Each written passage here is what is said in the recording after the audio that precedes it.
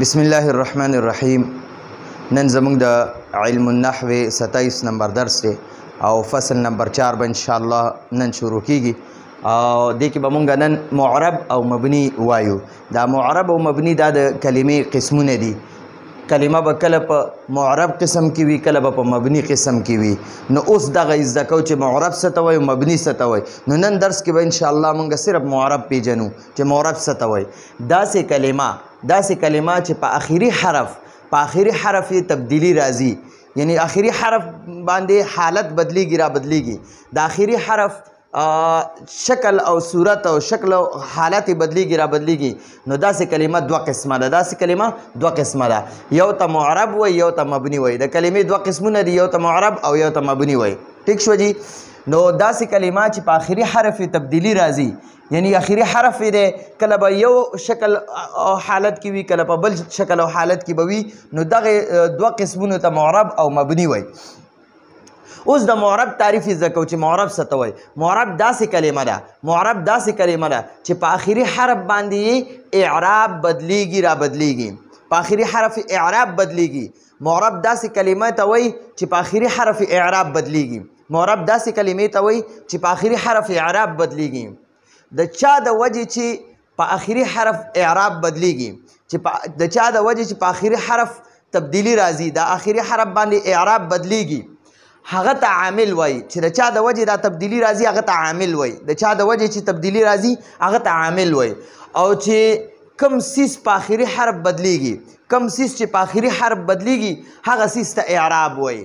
چې د چا د وجې دا بدلی راځي هغه ته عامل وایي، او کم سیس چې بدلیږي را بدلیږي هغه ته اعراب وایي. اعراب دا خیال کوئ، ګورئ بعض خلک اعراب وایي، خو دا اعراب نه دی، اعراب کلیوال ته وایي، او اعراب د کلمې آخري حرف حالت ته وایي. نو او چې د کم سیس په آخري حرف بدلیږي را بدلیږي، کم سیس چې بدلیږي را بدلیږي هغه سیس ته اعراب وایي. لکه مثلا ګورئ جی، اعراب دی ته وایي ښه دا زیدون دی، زیدون. نو کله به زیدون وي، وګورئ د آخري حرف باندې د حالت ته وګوره، د شکل ته وګوره. او کله به دا زیدن وي، د آخري حرف ته وګورئ جی. مونږ د آخري حرف سره زمونږ د آخري حرف سره کار دی ښه جی.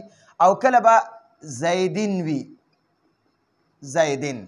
وګوره د آخري حرف باندې کله دو پیش، کله دو زبر او الف، کله دو زیر. ټیک شو جی. نو دغه تبدیلی آخري حرف باندې ګورئ جی، داسې کلمات چې په آخري حرف تبدیلی راځي. نو ګورئ دلته کې زیدون و، دلته زیدن دی، دلته زیدین دی. نو په آخري حرف تبدیلی راځي دوه قسمه ده، یو ته معرب و یو ته مبني. نو دا مبني فی الحال مونږ پرېږدو، دا به بل درس کې وایو. اوس فی الحال مونږ مبني وایو، دا 1 نمبر. اوس ګورئ جی د معرب تعریف. معرب داسې کلمه ده چې په آخري حرف باندې اعراب همیشه بدلیږي. وګوره د آخري حرف باندې دا اعراب، دا دو پیش، دو زبر و الف، دو زیر، دې ته اعراب وایي. په آخري حرف اعراب همیشه بدلیږي را بدلیږي. د چا د وجې چې په آخري حرف دا تبدیلی راځي، د آخري حرف دا اعراب بدلیږي را بدلیږي، هغه ته عامل وایي. چې د چا د وجې دا تبدیلی راځي هغه ته عامل وایي. او چې کم سیز په آخري حرف بدلیږي، یعنی دا اعراب یادوي، او کم سیز چې په آخري حرف بدلیږي هغه سیز ته اعراب وایي. نو ګوره دا سیز یادوي، کله د اعراب ته دلته سیز ویلی دی، او چې کم سیز په آخري حرف بدلیږي هغه سیز ته اعراب وایي. نو ګوره دا دو پیش، دو زبر و الف، دو زیر، دې ته فی الحال دې ته اعراب وایي. نور به انشاءالله د دې مونږ قسمونه وایو. بیا درته وایي اعراب دوه قسمه دي. حرکتي یعنی ضمه، فتحه، کسره. ګوره دو پیش، دو زبر او الف، دو زیر، دې ته ضمه، فتحه، کسرم وایي. او رفع، نصب، جرم ورته وایي. رفع، نصب، جر ورته وایي. رفع، نصب، جر یا ضمه، فتحه، کسره. یا دا اعراب دوه قسمه، یو ته حرکتي وایي، یو ته حرفي وایي. حرفي څه ته وایي چې یا به په حالت رفع، نصب، جر کې به یا به الف وي، یا به واو وي، یا به یا وي. لکه مثلا ګورئ دلته زیدون، زیدن او زیدین دی، او یا به داسې وي اخو، اخا، اخی. وګورئ یا به واو وي، یا به الف وي، او یا به یا وي. حرفي دې ته وایي چې ګوره په حالت رفع کې به واو وي، حالت نصب کې به الف وي، حالت جر کې به یا وي. نو ګورئ دا اعراب دوه قسمه دي. اعراب دوه قسمه دي، حرکتي یعنی رفع نصب ضمه فتحه کسره، دو پیش دو زبر یا دو زیر، یا یو پیش یو زبر یو زیر. ٹھیک شوه؟ نو دغه ته ضمه فتحه کسره وایي. او حرفي څه ته وایي چې حالت رفع کې به واو وي، حالت نصب کې به الف وي، حالت جر کې به یا وي. نو انشاءالله مثالونه به ټیم په ټیم باندې بیا لیکو. مخکې به دا ډېر په دغه سره راځي، یعنی تفصیل سره به راځي. یا به اخو اخا اخی وي، یا به ګورئ لکه مثلا ګورئ مسلمانی، دلته دا الف شو، مسلمون دلته دا واو شو، مسلمین دلته دا یا او ما قبل ساکن دی، مسلمینا. نو ګورئ یا به دقه وي، یا به دا الف وي، یا به واو وي، یا به دا یا ساکن او مخکې ته زیر وي، او یا به داسې وي مسلمینې، همدا یا ساکن وي خو پرې مخکې حرف باندې زبر وي، مسلمینې. ٹھیک شوه؟ مسلمینا بیل دی، مسلمین بیل دی. مسلمین دوو ته وایي، مسلمینا ډېرو ته وایي، او مسلمان دوو ته وایي، مسلمونه ډېرو ته وایي. ٹھیک شوه جی؟ بهرحال اعراب دوه قسمه دي، یا به حرکتي وي ضمه فتحه کسره، یعنی دو زبر یا یو زبر، دو پیش یا یو پیش، دو زیر یا یو زیر. او حرفي واو الف یا، واو الف یا دې ته وګورئ، واو الف او یا دقه ته وایي، یا دا دی واو الف یا. ٹھیک شو جی؟ ښه جی. اوس درته وایي اخري حرف ته محل اعراب وایي. ګورئ په دې زیدون چې دا اخري حرف دی، دا دال اخري حرف دی، دا دال ته محل اعراب وایي. اوس درله مثالونه در کوم جی. لکه مثلا ګورئ جی دا زیدون دی، نو دی اخري دی دال ته محل اعراب وایي، محل زی ته وایي، محل اعراب. د اعراب زی، د اعراب محل، یعنی په دې اخري دال باندې دا اعراب بدلیږي را بدلیږي. ښه د اخري حرف ته محل اعراب وایي. لکه جاء زیدون، په دې کې جاء عامل دی، عامل دا د دې جاء د وجې په دې دا زیدون جوړ شوی دی، او د زید په اخري حرف ضمه ده، نو زید چې دی دا معمول دی. دا زیدون څه شو؟ زیدون دا معمول دی. معمول ورته ځکه وایي چې د دې عامل د وجې په ده کې تبدیلي راغلې ده.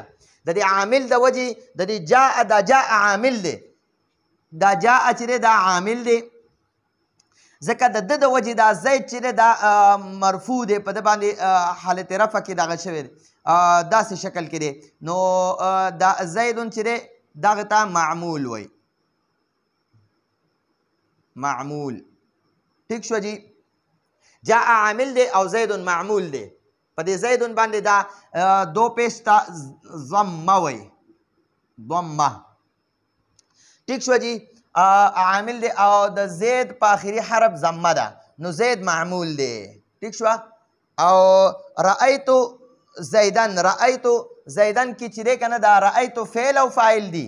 رأیتو میں نے دیکھا، رأا گردان چو که رأا رأا رأو رأت رأتا رأینا، رأیتا تاو کته، رأیتما تاسو دوانو، رأیتما تاسو ټولو لیدو، رأیتی تا یو مؤنث وکته، رأیتما تاسو دوانو کته، رأینا رأیتن تاسو ټولو کته، رأیتو ما وکته، رأیتو ما ولیدو، میں نے دیکھا، رأیتو میں نے دیکھا.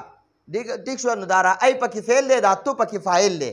نو رأیتو فعل او فاعل دی، نو دا عامل شو، دا رأیتو عامل شو. او زیدن باندې فتحه ده، نو دا معمول شو. یعنی د چا په کم اخري دا کم حرف چې فتحه کسره ضمه کیږي که نه دغه ته معمول وایي، او چې د چا د وجې دا تبدیلي راځي هغه ته عامل وایي.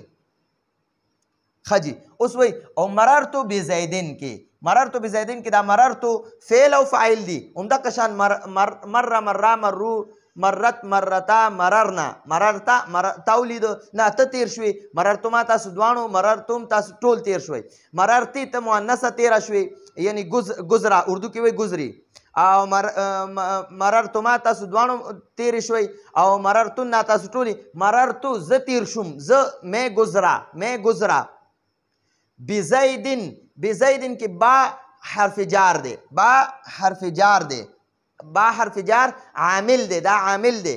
دا زید باندې چې کوم دا دو سیرونه راغلي دي با جاره د وجې راغلي دي، او زیدین چې دی په دې زیدین باندې کسره ده نو دا معمول دی، نو دا زیدون څه دی؟ زیدین معمول دی.